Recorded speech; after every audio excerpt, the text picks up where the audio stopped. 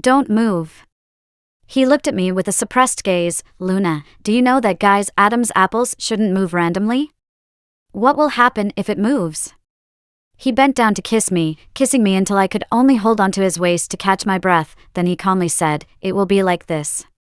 I didn't like Jimmy at first.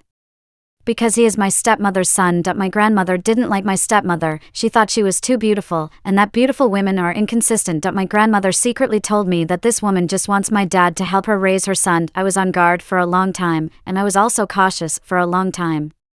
During this time, my stepmother has always been nice to me. She would take me shopping for clothes, buying me more expensive clothes than she bought for her son. If her son wants to buy a book, she will always buy one for me as well. Even though I don't study biology or participate in information competitions.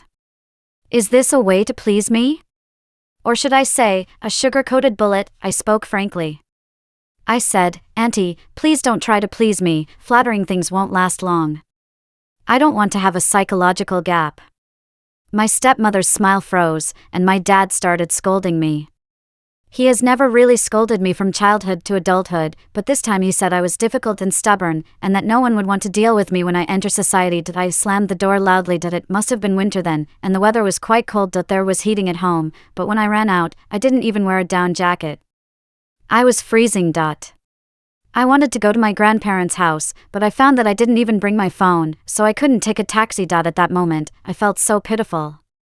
Really pitiful. People were bustling on the street. There were mothers and children eating candies, couples snuggling up to eat dinner, and someone holding a bag talking on the phone saying they should come home early today to make pasta for dinner. It seemed like they all had someone to care for them, except me. So I cried. I cried so loudly, very embarrassingly. I knew that people around were looking at me, but I couldn't help it. The lady from the supermarket came out and asked me, "What's wrong, young lady? Why are you out dressed like this with so little clothing? Do you want to come in and warm up?" Jimmy came at that moment. He told the lady, "My sister had a quarrel with her family. I'm taking her back, thank you." He was handsome, had the air of a good student, and the lady believed him right away. She even persuaded me, "Hey, young lady, this is not a big deal, go back with your brother quickly, it's very cold outside, don't freeze yourself." I was very angry. How come everyone thinks it's my fault? Jimmy was still thanking the lady when I pushed him away forcefully. "Who are you pretending to be, a brother?" He stumbled back with a frown, saying, "Stop making a scene." Seeing that the situation wasn't good, the lady quickly intervened. "Girl, go home quickly, talk things out at home. It's so cold outside, look, your face is all pale." It seemed like only then did Jimmy notice. He took off his down jacket and stuffed it towards me without saying a word. I didn't refuse. 1, it was really cold, and 2, this jacket was bought by my dad for him. Why couldn't I wear it? I was going to wear it, and it would be even better if Jimmy got a cold and a fever, impacting his exam performance. Thinking about this, I stopped causing trouble, put on the down jacket, and even put on the hat, just revealing my eyes. I am already considered tall among the girls, but Jimmy is still half a head taller than me. His down jacket is loose on me when I wear it. I deliberately followed him slowly, getting closer to the entrance of the residential area. Suddenly, the pocket of the down jacket shook. I took out my phone. He reached out, but I didn't give it to him. Right in front of him, I answered a call from a girl named Lily. "Jimmy, are you free next weekend? It's my birthday, will you come?" The girl's voice was quite sweet. I spoke in a tone even sweeter than hers. "Oh, sorry, next weekend is my birthday too, so he can't make it." Jimmy frowned again, reaching out to grab the phone from me. I dodged his hand, continuing to chat with the girl on the phone. "What? Who am I to you? Who else can get his phone?" "Luna, stop this nonsense." Jimmy was very annoyed, grabbing my wrist and snatching the phone away. In that moment when he snatched it away, I hung up the phone. He held the phone, typing quickly with his fingers, probably explaining things to the person on the other end. After a minute, he looked up at me, looking at me like I was garbage. Then he ignored me. Turned around and left. The cold wind blew, but I didn't feel cold at all. I was actually quite happy inside. The feeling of vengeance being fulfilled. My dad was right, I am stubborn and willful. But so what, as long as I'm happy. When did I realize that I liked Jimmy? It was too early, I can't quite remember. During the winter break, we joined the debate team, because we were in the same class, the teacher assigned us to the same group. Jimmy looked good, spoke politely, took the first impression of the judges in the first debate. As for me, I speak fast, love arguing, and took the second argument. Always chasing after the opponent during the free debate section. Our school's debate team usually ends up being one and done because no previous team had ever made it to the provincial competition. But this time, our group won every match. Jimmy won the best debater prize, and I won the best speaker. The teacher called a photographer to take a picture of our team. I held up the trophy and smiled proudly. Later, I asked the teacher for a copy of the photo, in which I was grinning from ear to ear, with Jimmy standing next to me, lips slightly curved, looking very elegant. I was wearing a shirt and a skirt. He was wearing a shirt and trousers, in black and white tones. It was the closest we got to dressing like a couple. After that, we never took such a photo again. But that's a story for another time. At the celebration banquet, the teacher said, "Oh Luna, with that small mouth of yours, how can you be so sharp? Here, let me toast you." Feeling pleased. As soon as I clinked glasses with the teacher, she raised her glass to Jimmy. Then she added, "But Luna, next time you have to learn from Jimmy. No matter how strong your content is, your expression should be in place, friendly, otherwise the judges won't like it." I said, "Yes, teacher, I really need to learn from Jimmy, in all aspects, comprehensively." I am actually being sarcastic because my dad often praises Jimmy at home. Of course, the teacher can't hear it, but Jimmy can. He glanced at me, expressionless as always, ignoring me as usual. I felt bored for some reason. Even until the celebration banquet ended and we moved to the KTV, I was not in the mood. The teacher nudged me several times, asking why Luna seemed to have used up all her energy on the field and stopped talking. I just smiled, grabbed the microphone, and sang a song called "Loyalty to the Country." Everyone cheered, probably not used to seeing a girl sing the song. This is a song my dad loves to sing, as he socializes a lot, and when I was young and no one cared for me at home, he would bring me along. The song requires shouting, and it made me feel comfortable as soon as I started singing. I was really getting into it when suddenly Jimmy shouted my name. I didn't stop and asked him through the microphone angrily, "What do you want?" He said, "Your dad is being rushed to the hospital." The music in the room was loud, he was close to me, and his words were amplified by the microphone. Someone must have turned the song to mute, and the teacher said, "Oh, is that so? Luna, you should go back quickly." Panicked, I reached for my phone but realized it was in the pocket of my jacket, which was on the other side of the sofa. I saw 5 missed calls on my phone, 1 from my dad, 1 from my stepmom, and 3 from my grandmother. I dropped the mic, grabbed my jacket, and left without wearing it. I ran blindly while making a call. I bumped into someone, not knowing who. "Are you blind?" someone scolded me. Someone behind me apologized, "Sorry, it's not intentional." "It's Jimmy." He chased after her. "Do you know where she is?" "I don't know," I replied, as my phone was completely unreachable. I urgently stopped and grabbed his sleeve, asking, "You know which hospital, right?" He glanced down at me, pulled his sleeve out of my hand, and I hailed an Uber, which had arrived. When the Uber stopped at the hospital entrance, my legs felt weak. I was panicking and sweating profusely. With each step, I wondered what had happened to my dad, how serious it could be, and then I remembered the only time I had been to the emergency room. It was when I saw off my mom. The emergency room was crowded with people, stretchers, white coats, fur bags, red crosses, all enlarged infinitely in front of my eyes. When I reached the surgery room door, I suddenly couldn't stand and started gasping, leaning against the wall.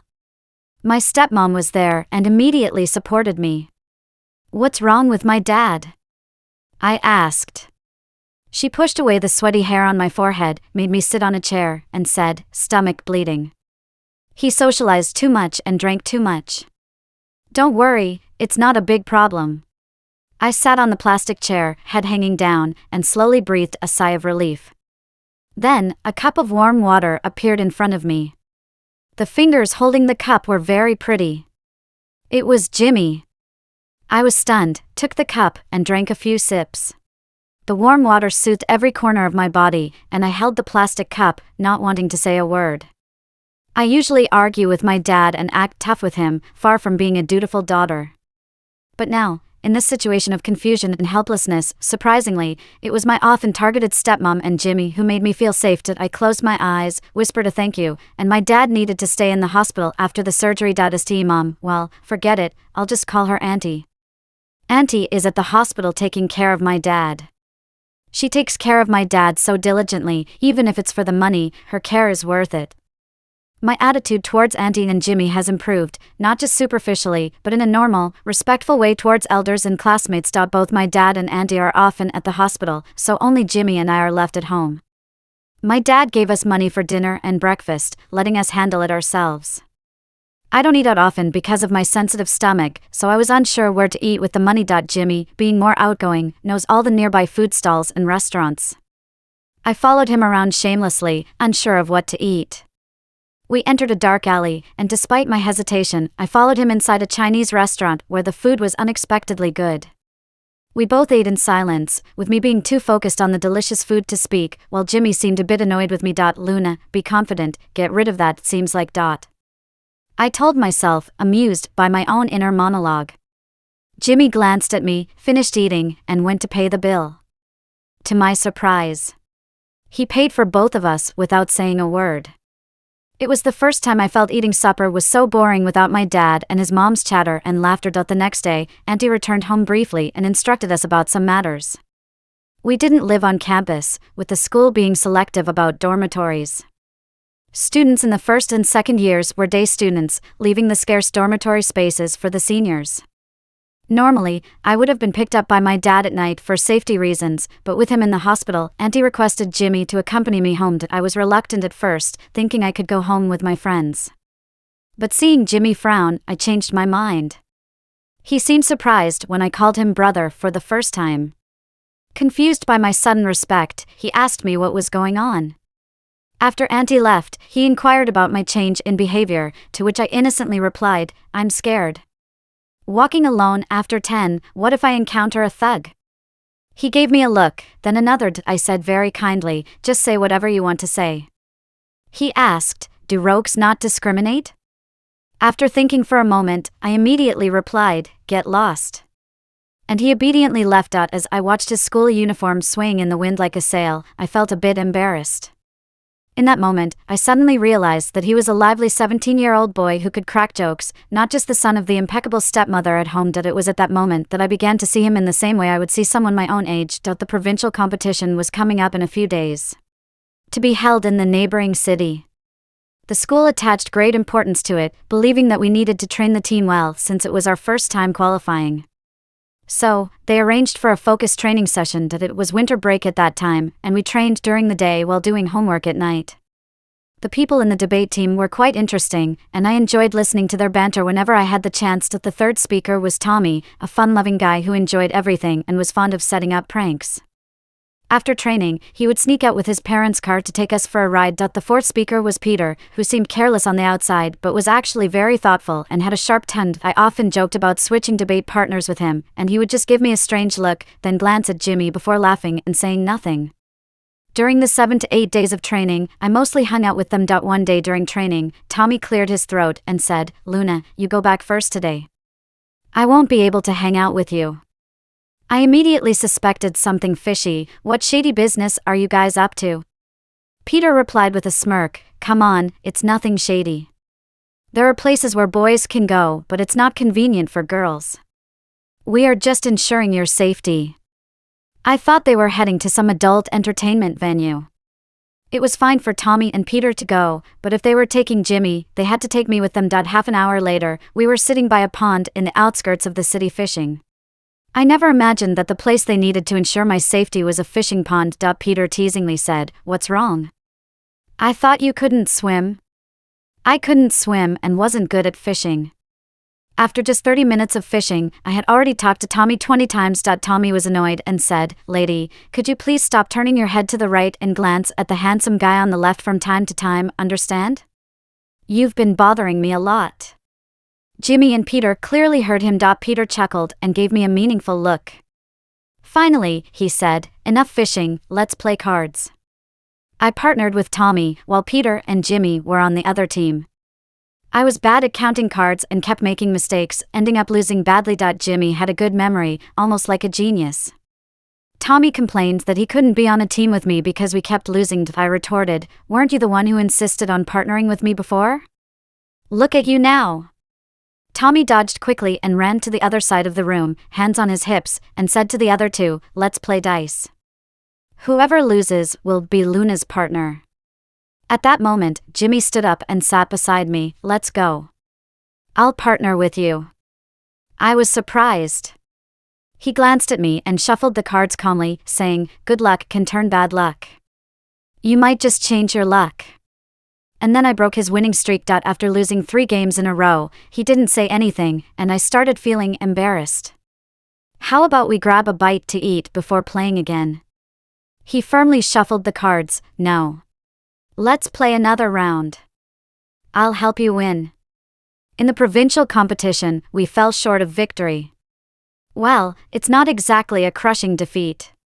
Tommy won the Best Debater award, and I received the Debating Style award. As we were leaving the stage, the teacher was deeply disappointed. Luna, why didn't you attack the third debater? What nonsense was he talking about, and you were trying to reason with him? Argument is not your style, being aggressive is. I looked at him innocently, but teacher, didn't you tell me to learn a thing or two from Jimmy? Jimmy smiled and walked away. We ended up coming second in the provincial competition, and the only one unhappy about it was the teacher. The rest of us were quite content with the outcome. I was particularly content because my dad called to say he would be discharged from the hospital the day after tomorrow. Finally, I won't have to eat street food anymore. My happiness had returned. We parted ways once we got off the high-speed train. I followed behind Jimmy, dragging my suitcase. We chatted occasionally along the way, but as we neared the entrance of my residential area, his expression suddenly changed. I looked ahead, and besides a drunkard blocking our path, nothing seemed out of the ordinary. Right, just then, the drunkard stumbled towards us. I was startled. Jimmy stood in front of me, shielding me. He spoke coldly. How did you find your way here? Do you two know each other? The drunkard lifted his eyelids and chuckled. With that smile, his facial features bore a slight resemblance to Jimmy's. I can't come to where you and your mom live, he said. Jimmy's tone grew even colder. I asked how you found your way here? The man walked around him and looked at me. Is this your classmate? Why are you both carrying suitcases? Where are you off to? As he spoke, he started walking towards me, reeking of alcohol, and I instinctively stepped back. The man grinned and reached out to me. Jimmy, it seems you've raised a good kid.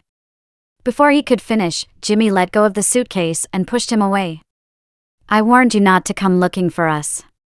The man retreated, and Jimmy grabbed his collar, repeating, how many times do I have to tell you not to come looking for us? I stood there, bewildered. The man glanced at me, said something, and Jimmy shoved him against a lamppost. If he had really pushed him down, it wouldn't have been a mere scuffle.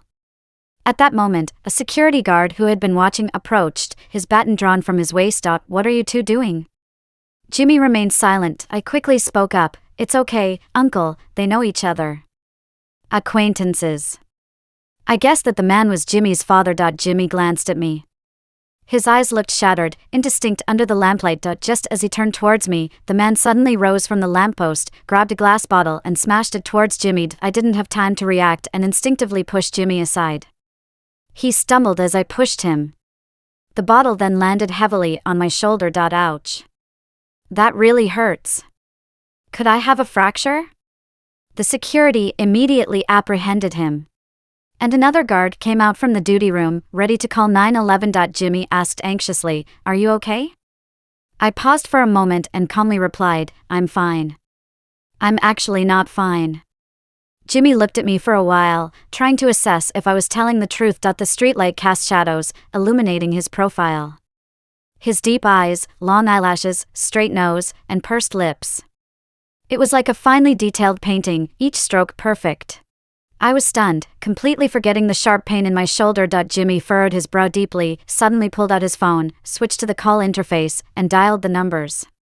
911. I instinctively grabbed his hand, our fingers touching, and then quickly let go. I rubbed my index finger against my thumb, but the sensation of that touch a while ago lingered. His fingers paused, and he looked up at me. I cleared my throat, preparing to speak. Although I used to always go against Jimmy, I had to admit that he was a person with a strong sense of morality. I knew that no matter who the bottle had hit just now, if someone had really been hurt, he would definitely call the police. But did he want to take his dad to the police station? He seemed tough, but did he really not feel weary and disappointed inside? I looked at him and said softly, I'm really okay, and if we call the police, we'll have to call a guardian, right? I guess he probably doesn't want his mom to know about this. Otherwise, he wouldn't have been so angry asking you repeatedly how you found your way here. He was silent for a moment. The streetlight cast a long shadow of him. He finally spoke, but what he said was, "I'm sorry." I looked up at him and whispered, "It's okay." The security guards restrained Jimmy's dad, threatening to call the police. He deflated and told the security guard, "I came to see my son, it was just a misunderstanding." Then he turned to Jimmy and shouted, "Right, son?" Jimmy looked at him expressionlessly and said, "Next time, I'll definitely call the police." The man sheepishly rubbed his hands and said, "There won't be a next time, no more next time." Ignoring him, Jimmy took my suitcase, one in each hand, and walked into the community. I stood still for a moment, empty-handed, following him, feeling pathetic, thinking, so this is how you get treated after being hit with a bottle? However, the treatment that followed was even better. While my dad had been discharged from the hospital, the doctors advised him to avoid strain and rest more. So, I continued to follow Jimmy to and from school. Unlike before when he reluctantly accepted me trailing him, since that day, he would wait for me every time he went out. Leaving the community, he signaled for me to hand over my backpack. He would carry it. When I was in primary school, my mom used to carry my backpack for me, then she left, and my grandma started carrying it. Later on, I carried it myself. I hesitated to hand my backpack to him, and he casually slung it over his shoulder. His figure with a backpack on each side was quite comical, but I couldn't bring myself to laugh. Later, my dad asked me in exasperation, "You're so young, do you understand what liking someone means?" I wanted to say, "I do." For example, at that moment, when the traffic light turned green, cars and people moved forward, but I found myself standing still as if spellbound. He walked leisurely ahead, his navy blue and white school uniform billowing like a sail in the wind, carrying a pink backpack on his left shoulder. Looking back years later, across the traffic flow at the intersection. The gaze of a girl towards a boy, an unknown starting point of liking. However, at that time, I didn't know what that moment of pausing and staring really meant. My relationship with Jimmy improved, my dad was happy, and so was his mom.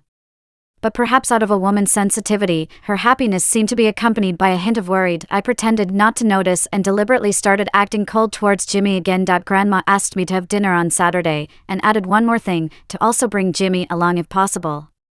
I moved my phone aside and asked Jimmy, "My grandmother wants you to join us for dinner, are you coming?" Jimmy replied, "Of course, it's the first time she has invited me, I have to go." Aunt seemed to have something on her mind, but hesitated. I returned to my room, and when I was going downstairs to get a glass of water, I overheard Aunt asking my dad, "Did Mom really invite the two of them for dinner? Should we ask again?" My dad, watching the morning news, replied, "What's there to ask? Luna wouldn't lie to us, would she?" Aunt's voice lowered, "It's not that, it's just that Mom has never invited Jimmy before, I find it strange." My dad, sipping tea, chuckled, "She's doing it for Luna's sake." Aunt fell silent. Standing on the stairs, I didn't need the glass of water anymore, so I turned and went back upstairs. I bumped into Jimmy coming out of his room, staring at me strangely. I coldly said, "What are you looking at?" He murmured in surprise, "You're in a bad mood so early in the morning?"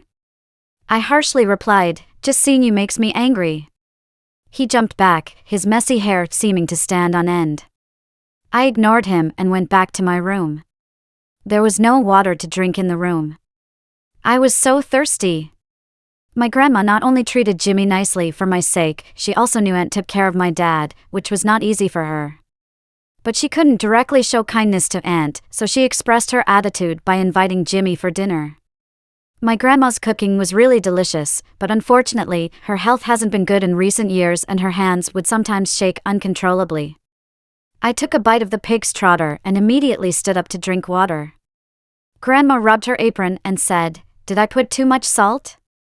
Getting old, can't even cook properly anymore."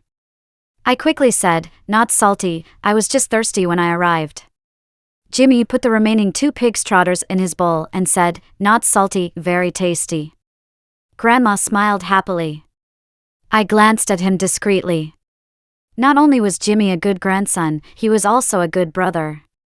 The pig's trotter was actually very salty, but since he took it, I didn't have to suffer eating it. As we went downstairs, I looked back and saw Grandma waving and smiling from the balcony. In the towering buildings, there was only a small her in the huge window. I waved back vigorously, jumping and hopping as she smiled with her eyes squinted. "Go on! Be careful on the road," she shouted. We turned a corner and couldn't see the balcony anymore. I didn't know if she went back to her room or continued standing there watching us walk away. I suddenly felt a bit sad, realizing how fast time was passing and sighing at the inevitability of aging and loneliness. I kept looking back and Jimmy halted to wait for me. I wasn't paying attention and bumped into him. I quickly moved back, apologizing profusely. He suddenly reached out and ruffled my hair. It felt like he was not just messing up my hair, but also disrupting the inexplicable emotions inside me. I gripped the strap of my bag hanging down, suddenly unable to speak. Not long after, it was Jimmy's birthday, and my dad gave him a mountain bike. I went with them to buy the bike, and my dad asked if I wanted him to buy me one for my birthday as well. I said, "Do you not realize how lazy your daughter is?" Jimmy then asked the store assistant, "Can we install a seat at the back?" I looked at him in surprise. My dad glanced at him, then at me. Subconsciously, I curled my fingers. Even though there was nothing between Jimmy and me, I inexplicably felt guilty. Under my slightly nervous gaze, my dad suddenly realized and said, "That's a great idea. Then I don't have to pick you up anymore." I slowly relaxed my fingers and casually said, "Yeah, you can stay at home drinking porridge every day." After paying, we walked to the parking lot. I jokingly said, "Aren't you afraid of me and Jimmy falling in love early?" My dad found this statement particularly funny. His laughter startling the motion sensor lights in the parking lot. "You two are siblings," he said, looking at Jimmy, who just nodded. In the dim light, I looked up at him but couldn't see his expression. "We are siblings, Jimmy. But can we only be siblings?" Jimmy started giving me a ride to school. There was no idle drama scene with a girl holding onto a boy's waist as the wind blew her white skirt. First, I couldn't hold on to Jimmy, and second, I was in my school uniform. Also, to avoid suspicion, I would jump off the bike and separate from him a distance away from the school. The first time I did this, Jimmy asked, "Aren't you tired?" I stubbornly replied, "Not tired." He shook his head and pedaled ahead. I watched his school uniform billowing in the wind for a long time without moving. If you have no guilt, of course, you can be carefree. But with guilt in my heart, what do you know? During the autumn sports meeting, I reluctantly signed up for the 3,000-meter race stop because there were few girls in the class. The sports committee forced each person to sign up for an event. When I returned from the office after submitting homework, there was only the 3,000-meter race left to sign up for. I asked the sports committee, "Do you want me to collapse on the track?" The sports committee, a tall and sturdy man, nearly cried. He stood before me cautiously and said, "Luna, I'm really sorry. How about I buy you a bottle of water next semester?" Suddenly I couldn't be harsh anymore. I ran the 3,000 meters, basically aiming to collapse. But after actually running, being last wasn't satisfying. After all, with so many people cheering your name from the stands, and the boy you had a crush on doing high jump in the same area, I put in extra effort and surpassed 3 people. The sports committee and the girls went crazy and started shouting my name. It felt more intimate than calling for one's own mother. I wanted to tell them to stop, as I had no more energy left. By the 7th or 8th lap, my gaze had become distant. I asked the person keeping count at the finish line with a breathless voice, "Which lap am I on?" He looked at me sympathetically, "5th lap." "Help." Then my pace slowed down completely. Someone from the inner track ran beside me. "Luna, are you doing okay?" I looked and saw Peter. I was not dying yet. I replied. He smiled and said, "Take it easy, I'll walk with you, bro." He almost made me burst out laughing, so I picked up the pace a bit. Finally, I reached the finish line, my chest burning with pain. I collapsed on the ground, ignoring any calls for help. Peter tried to lift me, but I slapped his hand away. After looking at me for a while with deep eyes, he turned around and left. 2 minutes later, he came back with Jimmy. Jimmy seemed surprised to learn that I was running the 3,000 meters. He crouched down and said, "Are you okay? Should I take you to the medical room?" Peter joked, "Yeah, let Jimmy carry you to the medical room." I kicked him. Jimmy also heard the comment and gave Peter a strange look. Then he reached out to me, asking, "Shall we go?" Peter looked at me with a smile that seemed like he could devour me. Thankfully, the sports committee rushed down from the stands, ignoring the interaction between Peter and Jimmy, as well as my protests, and picked me up. I brought you some water, remember to drink more later. I was almost dragged away by him with his arm wrapped around me. It's actually better this way, as I don't have to pay attention to Peter's underlying words and Jimmy's hand hanging in the air. The changing of the guard in our student union is coming soon. The candidates for the student union president are chosen by the teachers, one from the liberal arts and one from the sciences, which are me and Jimmy. To be honest, I seem to have a different way of liking someone compared to many other girls. Regardless of whether we end up together or not, I hope the me in his memory shines brightly and brilliantly. Even if it means taking away his glory and achievements, as long as he remembers me, that would be enough. So, when the Ministerial Council's voting results hadn't been announced, I was quite nervous. I really wanted to win. It was almost obsessive. There were 7 members in the council, 4 voted for me and 3 for Jimmy. I felt quite proud, swinging my legs on the back seat of the bike and teasing Jimmy insincerely, "Oh, sorry, I got 1 more vote than you." He chuckled lightly and said, "That 1 extra vote was mine." I was so shocked that I grabbed his shirt directly. "What did you say?" He hit the brakes, turned to look at me, and smiled. "You really want to be the president, don't you?"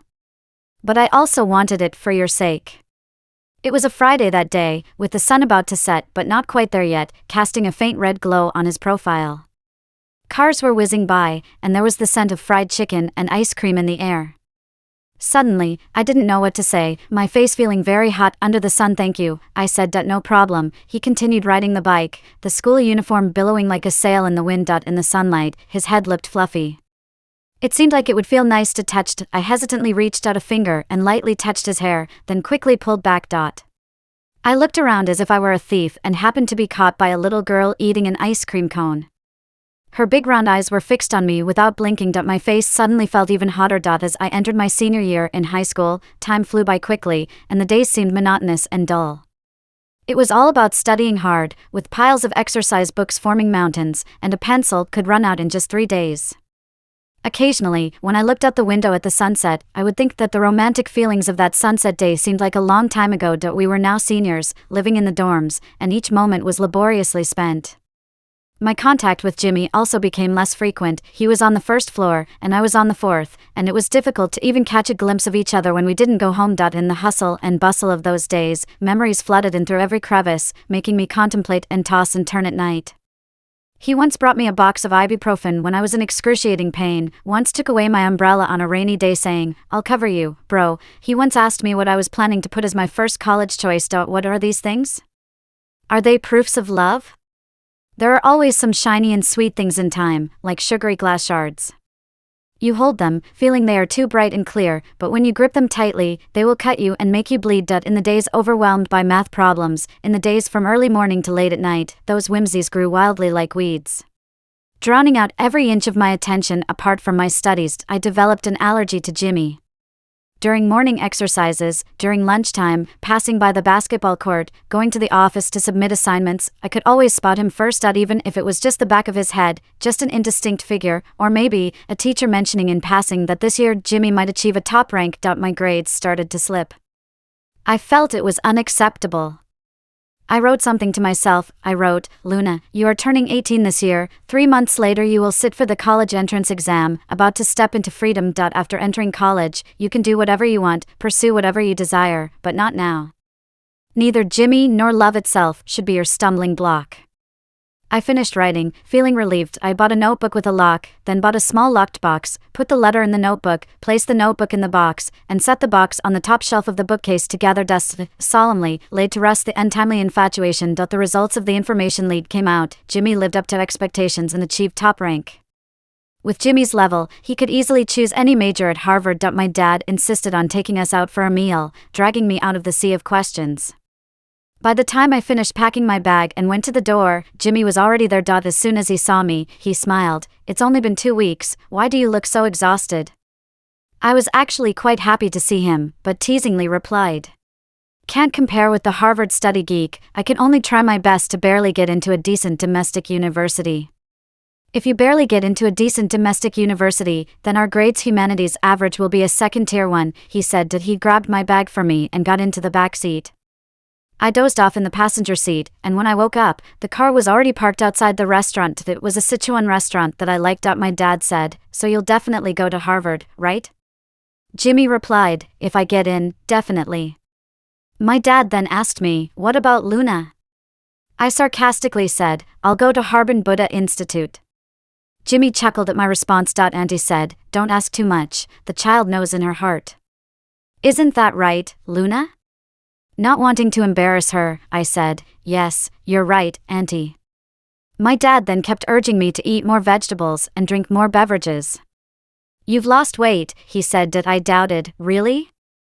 "Clearly gained weight, more than 5 pounds.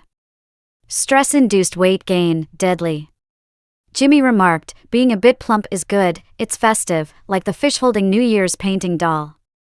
I tightened my chopsticks, retorted not so kindly, "You're thin, so thin you resemble Yu Qigong, standing by the door would ward off evil." He casually replied, "How could I be like Yu Qigong? I also hold a fish, just like you." Auntie's hand trembled as she poured the drink, and the coconut milk spilled over. Jimmy went to Harvard, where he could choose any major he wanted. I chose Renmin University and decided to study a niche subject. The advantage was that we were very close in distance, just 7 bus stops away. I showed them the map, and my dad said, "Oh, that's good, Jimmy, please take care of Luna." Jimmy just smiled and said, "Of course." My dad was pleased and satisfied, so he went back to watching the news. Auntie took Jimmy to the room and said something to him, but I didn't know what. Anyway, in the first 3 or 4 months after school started, despite the short distance of 7 bus stops, we only met once. And it was a chance encounter. Peter was quite impressive. He got into Harvard through self-recommendation. Not long after finishing military training, he asked me and Tommy to visit Harvard. In our group of 4, messages kept popping up until the time and location were confirmed, but Jimmy never said a word. I didn't know what was going on with him, so I sent him a private message on WeChat. He took half a day to reply, saying, "I'm fine, don't overthink it. Just don't." I lost the reason to care about him and the excuse to reach out to him again. Several times, I opened our chat window, typed something out, and then deleted it word by word. Eventually, I compulsively clicked on his profile picture, only to browse through his few moments and our scarce chat history. I dissected those simple phrases like doing a Chinese language comprehension exercise, repeatedly trying to find hints that resonated with my feelings. But there weren't any. Every sentence was ordinary, just the type of conversation that normally happens between classmates. The proofs of his liking me that existed in my memory suddenly became elusive. Does he love me? Does he not love me? It's as if I am standing on a debating platform with both sides being myself. However, a sentence suddenly popped into my mind: "He has never said he likes you, it's all just your imagination." The debate that had been ongoing immediately ceased. I sat there blankly, thinking, yes, he has never said it. But why did I immerse myself in my own imagination and couldn't come out? I felt like I was back in some nights during my senior year, anxious over declining grades, now losing sleep over an unrequited crush that could break at any moment. I couldn't sleep for many days. On the day we were supposed to meet, I looked in the mirror. The reflection showed dark circles under my eyes, pale skin, and a weary and feeble appearance. I suddenly got angry at Jimmy, and angry at myself. Luna, are you sick? He's cold to you, yet you still go looking for him, losing sleep over him? Are you so pathetic? Pathetic. I angrily pointed at the person in the mirror. There are plenty of fish in the sea, why fixate on an unattainable love?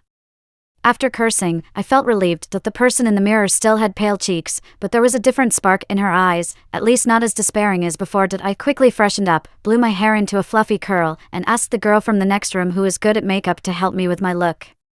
Afterward, she looked at my wardrobe and said, "Luna, why don't you even have a dress? Take this, consider it a lucky charm," as she handed me her supposedly lucky outfit. When I looked at myself in the full-length mirror again, well, the person in the mirror was clearly me, no change in features from eyebrows to face shape, but much prettier, as if I could be described as charming and coy just by casually swearing.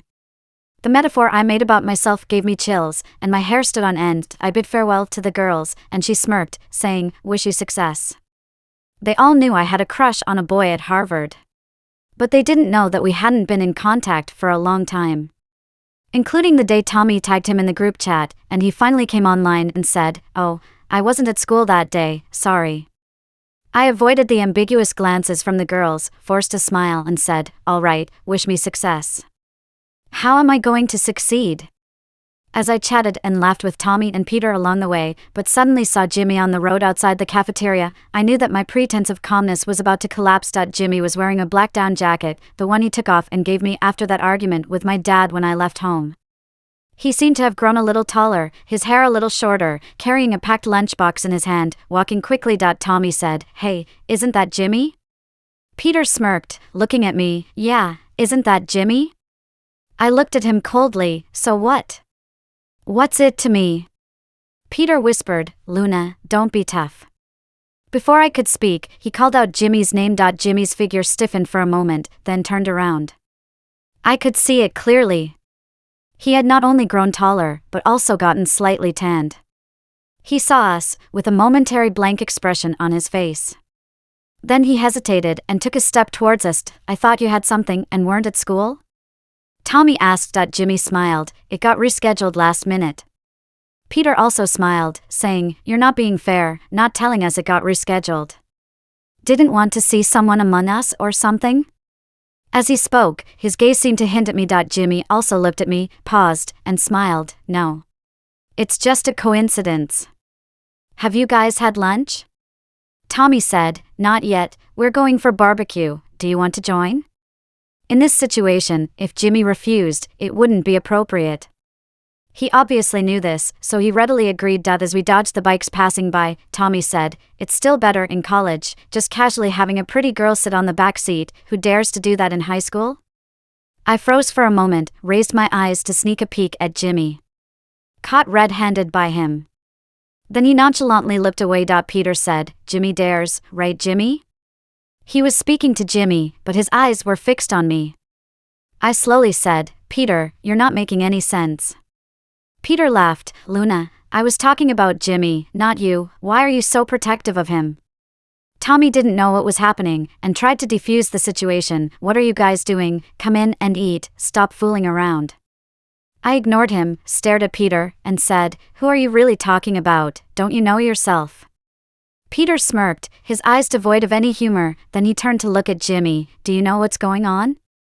I'm talking to you, and you keep talking about him. What's the deal?" Peter's dark eyes bore into me as he calmly said, "And why are you always defending him?" Tommy was confused, looking at me and then at Peter. At that moment, Jimmy slowly spoke up, saying, "So you've seen it, I gave Luna a ride. There's nothing to hide from you guys, we're siblings. We're siblings." Those 5 words felt like a heavy blow to my head, ringing in my ears. He did think that way. "We're siblings, with a natural and insurmountable bond." Peter was stunned for a while, then looked at me. "You guys are siblings?" Jimmy looked at me, his profile shrouded in the shadow cast by the streetlight, making it hard for me to discern his expression. I finally found my voice, mechanically replying, "Yeah, I lost my mom in elementary school, and my dad and his mom formed a new family." Amidst the surrounding noise, our group was quiet. Tommy broke the silence, saying, "Hey, don't take this too hard, Luna. Peter didn't mean to hit a nerve. Let's eat, let's eat." The barbecue skewers sizzled. Tommy flipped them with tongs. I ate the fragrant barbecue in silence, unable to swallow. We chatted for a long time that day, just like every previous team dinner. Tommy was chatty, Peter and Jimmy provided comic relief. I teased him occasionally, laughing most of the time. But I knew clearly that every word I said, every smile I showed, was pretending. Pretending everything was normal, pretending this gathering was just like before. But it wasn't. I was not okay at all. When we parted ways, Tommy said, "Luna and I will leave first." Peter said, "Sure, see you next time." I looked at him and said, "Goodbye." He looked a bit guilty, hesitant to speak. I didn't want to say more, turned to Jimmy and said, "Goodbye." This time, he didn't avoid my gaze, his expression rather tender. He said, "Goodbye, Luna. Goodbye, goodbye. Goodbye, to the person I once liked. Goodbye, my brother, Jimmy." After that, I never contacted Jimmy again. And he didn't come looking for me either. Fine, I thought fiercely, there are handsome guys everywhere, one less won't make a difference. You wanted to be siblings, then let's be siblings. Who's afraid of whom? I spent a lot of time in the club, playing around with a group of friends. We would have dinner together and everyone would get drunk. After dinner, we would head to the KTV and continue drinking, moving crates of beer. Everyone would cheer, saying, "Luna, you're from the north, you must have a high alcohol tolerance." My alcohol tolerance was decent, but I couldn't handle drinking a mix of baijiu and beer. I got drunk, collapsed on the sofa, and passed out. I had a long, fragmented dream. In one part of the dream, I was sitting on the back seat of Jimmy's bike. The sunset was beautiful, and the ice cream was delicious. I don't know where I found the courage, but suddenly I hugged his waist and he turned around, smiled at me, and said, "Luna, we're siblings." I felt terrible, and when I looked up, I found myself lying on the track from the day we ran 3,000 meters. Jimmy reached out his hand to me, and as I slowly put my hand on his, Peter stood in front of me, chuckling, and said, "Luna, I already knew, but you didn't, did you? You and him, it's impossible, don't you know that?" I shouted at him to shut up, but Auntie was standing in front of me instead. Auntie said, "Luna, was it your grandmother who asked Jimmy out for dinner that day? Or did you lie to me in order to go out alone with him?" I screamed that I didn't lie, that I knew we were siblings. And I had been very restrained, so why were they still forcing me like this? And then I was shaken awake. The colorful lights in the KTV were still swaying, and I didn't know who was singing. The melody was pounding in my ears. I could barely see someone standing in front of me, but tears from my eyelashes dripped into my eyes, causing more tears to flow, so I had to close my eyes again. My head hurt, and my stomach ached. Someone handed me tissues to wipe my tears, and when I opened my eyes again, I saw Jimmy. In a white shirt and black pants, he pursed his lips and had no expression. "Am I dreaming?" I asked. Lisa said, "Don't blame me, you looked like you were going into shock just now. I unlocked your phone with your face, and he was the only one in your contacts." Jimmy's lips curled up slightly, then quickly faded. I gritted my teeth and looked at Lisa. "You must want me dead." Lisa exclaimed, "No way, girl, this guy is pretty cute. Seize the opportunity." "Shut up. He's my brother." I yelled. Okay, Lisa shrugged, patted Jimmy's shoulder. "This good brother here, be understanding of Luna, she gets irritable when she drinks too much, she's not usually like this." Lisa went to sing, leaving just me and Jimmy in the corner. Silence, still silence. It was pretty awkward, especially with the background music playing sad love songs. I grabbed my bag, took Jimmy's wrist, and walked out. As soon as we reached the corridor, I let go of his hand. The corridor was much quieter. Jimmy looked at me with drooping eyelids. "Aren't you going to say something?" I replied, "What do you want to hear?" Jimmy chuckled, "Anything will do. Like why you drank so much, why you're still outside at 1 a.m, why the only contact in your address book is me." As he finished his sentence, my ears buzzed. "Shut up," I said. At this hour, there was no pharmacy open in this area. My stomach was hurting badly, and I huddled on the roadside. Jimmy had been stubbornly following me, insisting that I tell him everything. When he saw me crouching down, he was surprised. "Is your stomach hurting? Is it because you drank too much?" I whispered softly, "Can you please shut up?" He fell silent. Then I said, "Could you please leave quickly?" He replied, "I'm not leaving." After a pause, he added, "Let me take you to the hospital." Memories of what I saw in the emergency room in elementary school flashed through my mind. The Red Cross, stretchers, crying patients, and the sorry look in the doctor's eyes. My stomach began to ache severely, and I said, "I'm not going."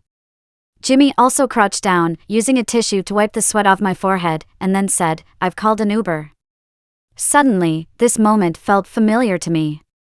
Occasionally, a vehicle rushed by, leaving a trail of sound on the quiet road. The light from the street lamp illuminated his face, highlighting the contours of his brow and eye sockets.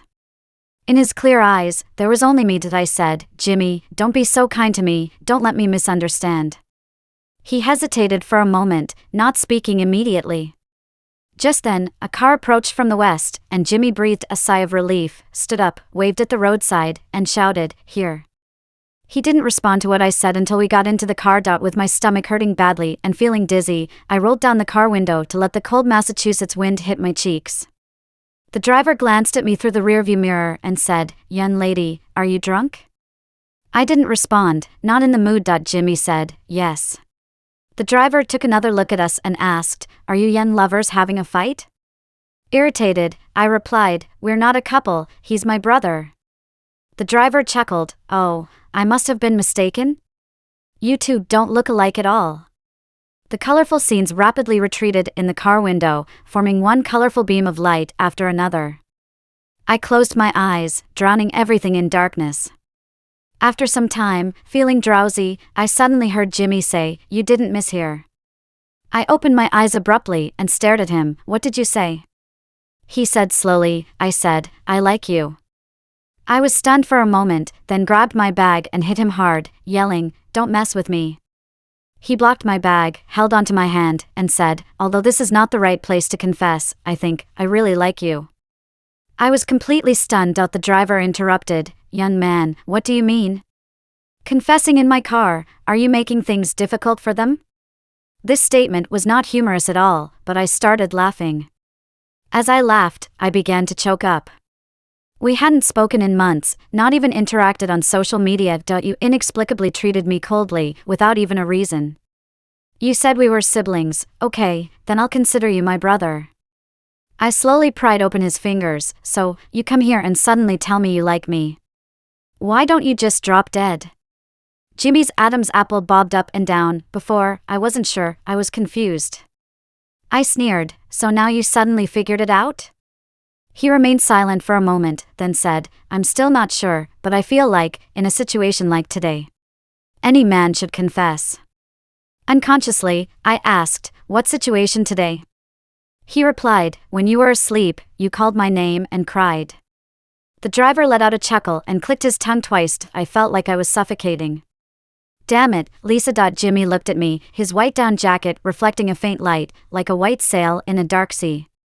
He seemed patient, as if waiting for my answer. If you say you like me, do I have to agree? He asked. I looked at him coldly. Ever since the day you said we were like siblings, it was impossible between us.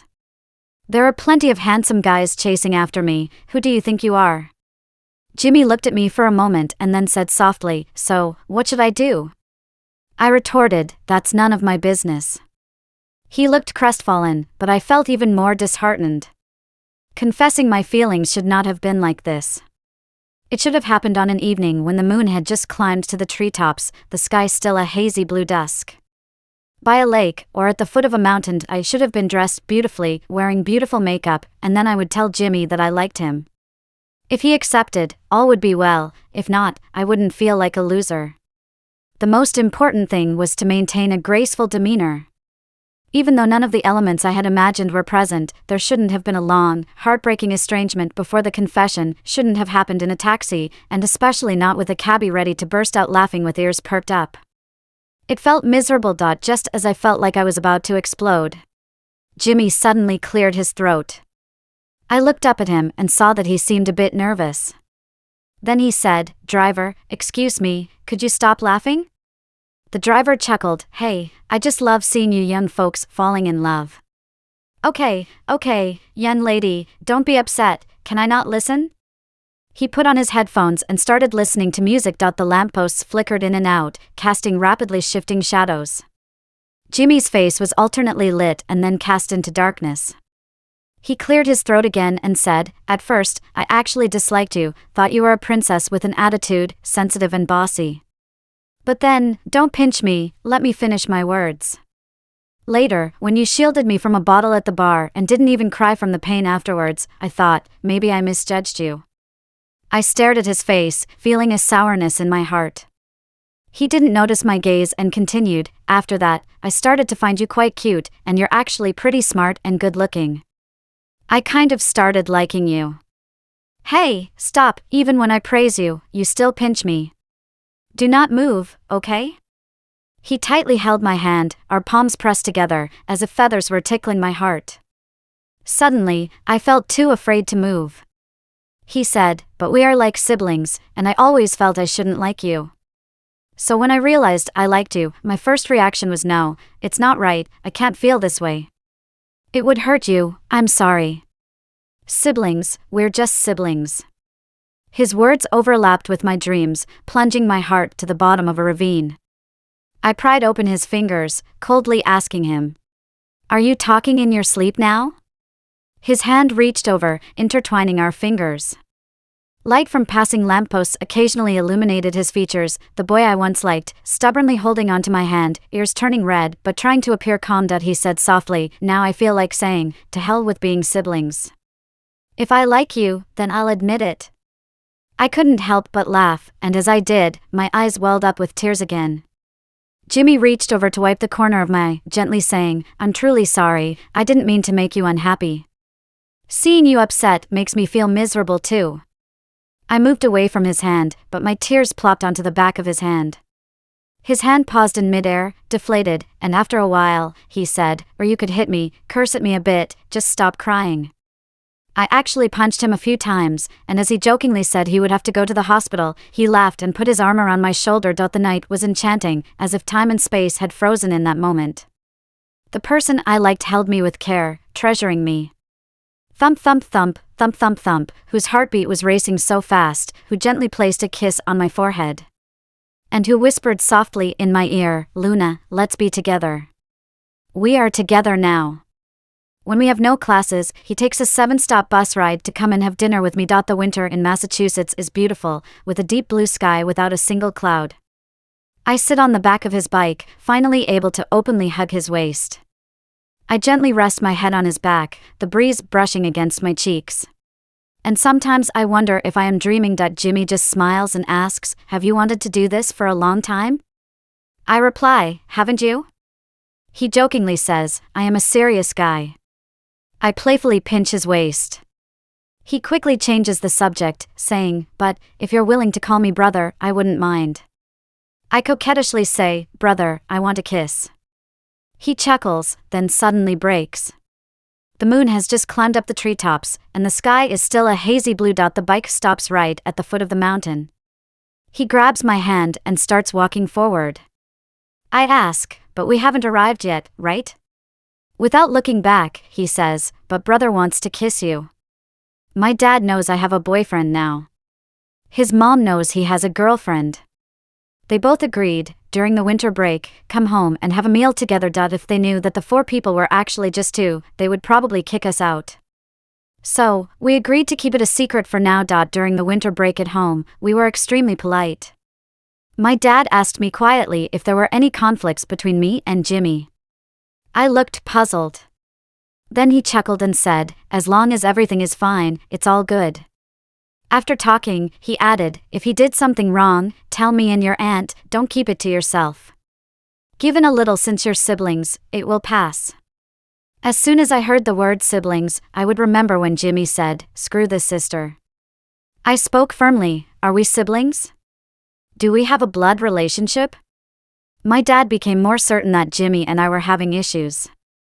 He comforted me, saying, Okay, no blood relationship, not considered siblings. Don't get angry, it's only been a few days since you came back, don't scold me." I stared at him and said, "Not considered siblings, you said it yourself." He replied, Yeah, not considered siblings. "We're doing a big cleanup tonight, don't forget." I pretended to forget. Jean called me out to go shopping, and I naturally took the opportunity to slip away. But if I knew that slacking off would bring such serious consequences, I definitely wouldn't have done it. My dad called me back, his voice heavy, saying only a few words before hanging up. I messaged Jimmy, but he didn't reply. I had a bad feeling, so I called my grandma and asked her to call my dad at 9 o'clock, reminding him that we have dinner together tomorrow. Grandma laughed on the phone. "Did you make your dad angry again by messing up?" I pretended to be ignorant and chuckled. She then said, "Okay, but when you go back, remember to apologize to your dad and show some humility." From childhood to adulthood, Grandma has always been my savior. With her promise, I returned home with peace of mind. The lights at home were very bright, looking spotless after a thorough cleaning. My dad was sitting on the sofa, holding a piece of paper in his hand, his face so dark it could drip water. I saw it clearly. There was an open box on the coffee table, with a broken lock next to it. That was the coffin where I had hidden the love letters. Now the lock was broken. Suddenly, I wasn't afraid at all, but instead, anger surged through me like a flame. How dare you rummage through my room and peek at my things? My dad slammed the coffee table hard. Watch your tone. I took a deep breath and tried to calmly say, I placed the box at the top of the bookcase. How did you get it? It had a locked lid. How did you open it? You saw the letter I hid, so you are justified, right? Auntie stood beside him and said, Luna, when I was dusting the bookcase, I accidentally knocked over the box, causing the lock to break. There was a notebook inside, and when I picked it up, this letter fell out. I mechanically turned my head to look at her. Her usually gentle and smiling face showed no emotion. Luna, tell Auntie the truth. Is what you wrote in the letter all true? I forced a smile uglier than crying and said, Auntie, I wrote it for myself. No need to lie. My dad roared, Luna, he is your brother. Auntie asked again, is Jimmy the one you dated in college? Without flinching, I looked at her and said, yes. My dad slapped me hard, with force. The sound was particularly loud, and I was hit so hard I turned my face away. It seemed like my dad was surprised by the loud slap he made, as his hand hung in the air for what seemed like eternity before he put it down. Then he didn't say another word and sat heavily back on the sofa. At that moment, the door opened and Jimmy came back. Without even looking up, he started chatting and laughing. As soon as I went downstairs to buy fruit, the whole family got together. Why are you crying? I really hadn't planned on crying, but as soon as I saw him, I couldn't help it. Jimmy put the fruits in the hallway and looked at us in the living room seriously. He clearly noticed the strange atmosphere, but his demeanor was calm, even bending down to grab a tissue from the coffee table and handing it to me. Why are you crying? My tears fell even more heavily. Auntie asked, Jimmy, are you dating Luna? He answered candidly, yes. Auntie was surprised by his frank answer, choked for a moment, and then said, before you went to study in Massachusetts, I told you to take care of Luna as a sister. Did I say that? After a moment of silence, Jimmy replied, you did. Auntie went on, I also said that you were both grown-ups and should maintain boundaries, not overstep them. Did I say that? Jimmy answered, you did. Aunt said, since I have already said it, why didn't you listen? Jimmy paused and said, because I like her. My dad said, you two are siblings. Jimmy laughed and said, but nobody asked if we wanted to be siblings. The air was so still for a few minutes that we could even hear the ticking of the clock. After a while, Aunt said, are you blaming your mother for this? Jimmy stopped laughing and solemnly said, no, because you have your own life. But I don't want you to be angry about this, because I also have my own life. The drama of that day ended with a phone call from my grandmother. I don't know what my grandmother said, but after my dad hung up the phone, he told us to leave and not bother him anymore. I put the letter back into the unlocked box and carried the box upstairs. It felt like I was attending a funeral. Jimmy followed behind without saying a word. Aunt called him back. Jimmy, you sleep in the guest room tonight. Tomorrow, I will have someone come and switch your room with the study. Our house is a duplex, with the master bedroom, guest room, and main study downstairs, and 2 rooms upstairs, with one originally being my bedroom and the other my study. Later, Jimmy moved in. And the study was converted into his bedroom. Jimmy stopped in his tracks and chuckled in a ridiculous manner, saying, Mom, is this really necessary? Aunt calmly said, we didn't consider it carefully before, but now we can remedy the situation. Jimmy, don't make it difficult for Mom. Jimmy clearly wanted to say something more, but when Aunt uttered the last few words, he clenched his fingers. After a while, he said, okay. I couldn't bear it anymore, holding the box and trudging up the stairs. There were footsteps outside the door, pausing at my door, and then leaving. I stood behind the door, clutching the letter, tears falling from my eyes.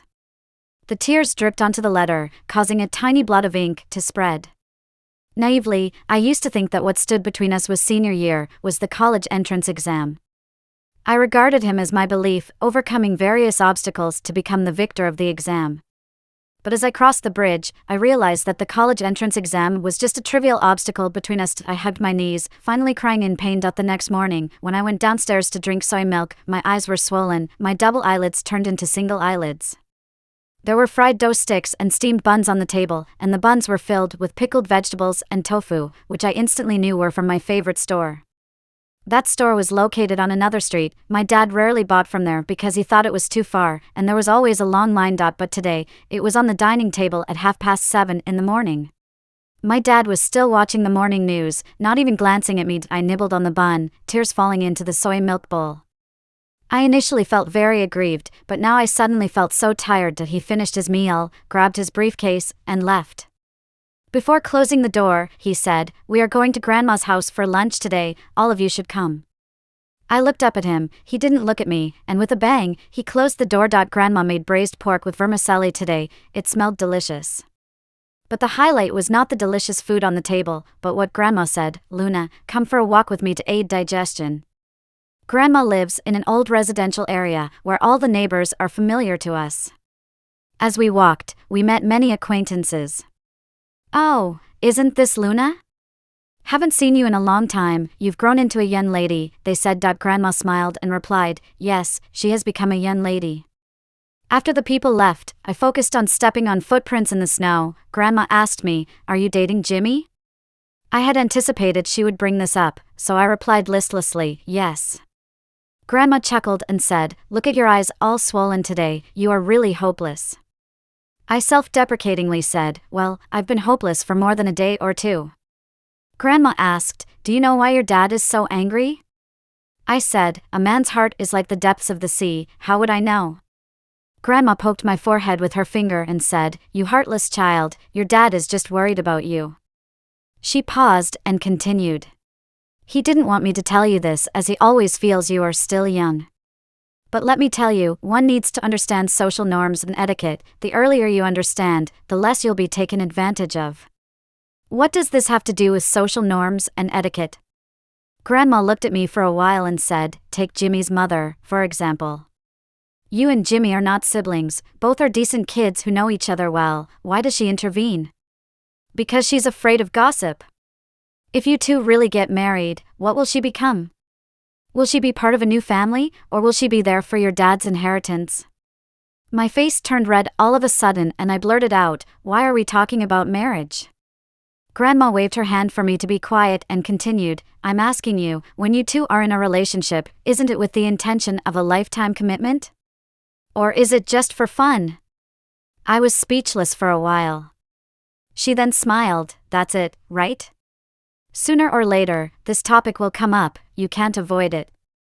Originally, your dad only had you as his child, the inheritance he and your mom built up is all yours. Jimmy is the younger one, when he gets married, your dad may give him a maximum of a few $100,000. But now, things are different, although the law doesn't prohibit you two from getting married. If Jimmy marries you, speaking of inheritance, what's yours will be his as well? Won't your mom's relatives scold your dad? Will your dad and aunt have any face left?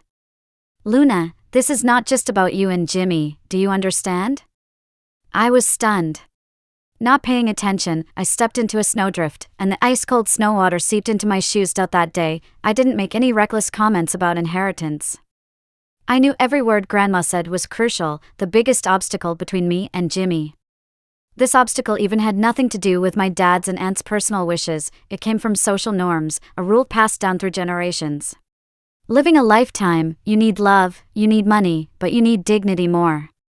Grandma put it this way. I stood lost in thought in the snow, my feet as cold as ice, but I didn't feel it. Grandma said for me to think it over properly, she would chat with Jimmy again. Jimmy quickly went downstairs and stopped when he passed by me, reaching out to rub my cheeks, asking if I was feeling cold and telling me to go back inside quickly. I looked up at him, and he appeared calm, completely unaware of what was about to happen next. Jimmy, I said, my grandmother used to be a Chinese teacher and later became a school principal. He responded with a non-committal sound, "So what?" I continued, "She is very good at persuading people." He smiled and asked, "Were you convinced?" I remained silent for a while, and he reached out to tousle my hair, not saying anything profound, just telling me to go back inside quickly and not catch a cold. As he walked towards my grandmother, his black down jacket swayed like a sail on the vast sea. After my grandmother and Jimmy finished talking, the three of us walked upstairs together. I deliberately slowed down a bit, sticking to her and asking, "How did it go?" She clearly knew what I was referring to but pretended to be clueless, asking, "What do you mean?" Getting impatient, I asked, "What was Jimmy's reaction?" She snorted, looked at me for a moment, and said, "If it were during World War II, someone like you would have switched sides in an instant, but he remained steadfast in his will." The old lady ignored me and walked upstairs with her hands behind her back. I stood on the stairs and suddenly laughed. Later, my dad and aunt didn't say anything and turned a blind eye. Jimmy and I returned to school early, just like my dad said, avoiding each other when unnecessary. Jimmy was especially hardworking. He was already a top student and was also working on a business project with his seniors. When we weren't together, he often worked late into the night. I had a feeling this had something to do with me, so I asked him what he had told my grandmother, but he wouldn't say. After being nagged by me, he smiled, touched my cheek, but evaded the question. Luna, your dad and grandmother really love you, you know? I asked, and you? He chuckled, of course, why else would I work so hard to build my future wife's dowry? My face turned red. I could guess what he and my grandmother had discussed. The ability to silence gossip is absolute power, as my dad had told me. But at that time, his main purpose was to motivate me to study hard and excel, to prove my worth through academic achievements, instead of getting into fights with boys. Perhaps my dad didn't expect that I would be the listener, while Jimmy would be the one truly following through. I tiptoed to kiss Jimmy, catching him off guard. By the time he reacted, I had already run off. He caught my hand, pressing it against my forehead. The sound of the computer operating echoed in the small room, making the silence particularly unsettling. I saw his Adam's apple bobbing up and down. Before I could grasp what I was doing, my hand had already touched it. With suppressed gaze, he looked at me, saying, Luna, do you know we shouldn't mess with a guy's Adam's apple? What happens if you do? He leaned in to kiss me, and as I could only hold onto his waist to catch my breath, he calmly explained, it would end up like this. The light was just right at that moment, with a gentle spring breeze. Holding hands, we were so close that we could hear each other's heartbeats. I held onto him, burying my head in his neck, whispering softly, Jimmy, I feel like I'm dreaming. He sighed and said, it seems like we haven't been close enough. I picked up a cushion and threw it at him, but he caught it and set it aside. The sunlight was streaming in through the window, illuminating his features. And in his eyes, I could see the reflection of my blushing cheeks. All the feelings of unreality that had been haunting me for so long suddenly disappeared. It turns out that the hopes I had written on paper were really coming true. The tears I had shed were being wiped away by someone. The unrequited love I thought would come to nothing was being rewritten into a promising future. The road ahead may be rough and bumpy, but he was by my side. And that was enough. Jimmy, I hugged him, I've liked you since I was 17. He whispered in my ear, what a coincidence, I feel the same way.